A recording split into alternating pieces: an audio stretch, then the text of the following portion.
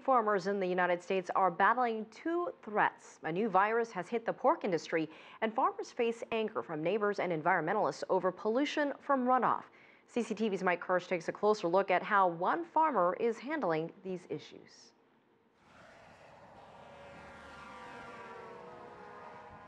Across the Midwest in the United States is a landscape of rural farming communities where families have been raising hogs, in many cases for more than a century.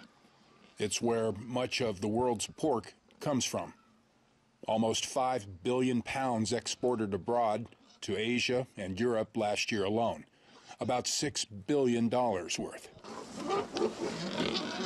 Brad Frecking agreed to take CCTV behind the scenes of his hog farm operation at a time when the pork industry's image is just now recovering from the devastating impact to sales suffered during the H1N1 swine flu pandemic back in 2009. H1N1, which the mass media labeled swine flu. Our export sales plummeted, our price of pork plummeted. And presently, Frecking says the pork industry is suffering from another virus outbreak, though one non-threatening or contagious to humans, called the PED or PED virus, that's claimed the lives of 3 million piglets in 25 U.S. states. So pork supply is shrinking, and it's going to continue to shrink through the fall. It's going to decrease U.S. pork supply. I mean, there's no doubt about that. It's already doing it, and the response to that is prices are rising. Frecking says a number of his own newborn pigs have contracted the PED virus, despite the strict sanitation measures he has in place for any person entering his hog facilities, among them showering and stepping into this virus-killing powder. As farmers in the pork industry battle to keep their animals healthy inside these confinements, critics of the pork industry say a greater concern should be the health of people living nearby outside these confinements. Citizens in rural farm country who environmentalists say are routinely exposed to toxic levels of pig manure gases like hydrogen sulfide and ammonia. And citizens who in larger urban areas like in Iowa's state capital Des Moines are reportedly exposed to high levels of pollutants in the water supply, from which some get their drinking water. That environmentalists blame in no small part on the pig manure and urine that falls down through ground slats into Olympic pool-sized holding tanks underneath these confinements, or seen stored in outdoor waste lagoons like these. Pig waste then is pumped out onto nearby fields to fertilize corn and soybean crops that are grown to feed the pigs.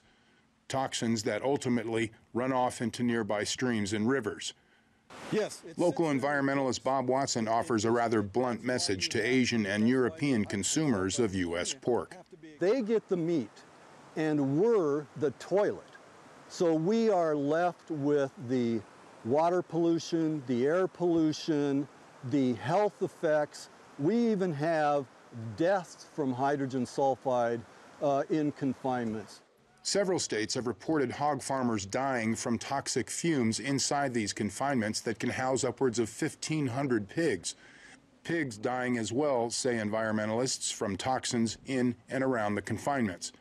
We've always lived in a very heavily regulated environment, Mike. That's how to operate our facilities. I mean, we're doing annual audits, random visitations to the farms. I mean, so we've grown up in an environment where we have to dot our I's and cross our T's and do things right. And that includes the proper amount of nutrients going on the farms. He says to prevent an excess of fertilizers on his fields and possible runoff, Frecking and the farmers he works with use high-tech computers aboard their tractors that monitor how much fertilizer is applied to their fields. When you look at a farmer, he's an environmentalist at heart. I mean, he is a land steward, and because that land, it's his 401k, it's his IRA, it's how he makes money. And why would you destroy your livelihood? The farmers are the best stewards of the land, by far and away. And sometimes you need education to help the farmers do things better. Brad Frecking says the U.S. pork industry today, while not perfect, is driven by the mass consumption of pork around the world, a demand that he has chosen to supply in what he says is the most environmentally sound way he can. His motto is that consumers always have a choice. I'm a believer of consumer choice. If you want to be a vegetarian, great, power to you. Most of them, though, if they smell bacon, they break the vow. That was Mike Kirsch reporting. You could see a full version of the story on the next edition of America's Now. That's 8 p.m. Eastern Sunday and 8 a.m. Beijing time on Monday.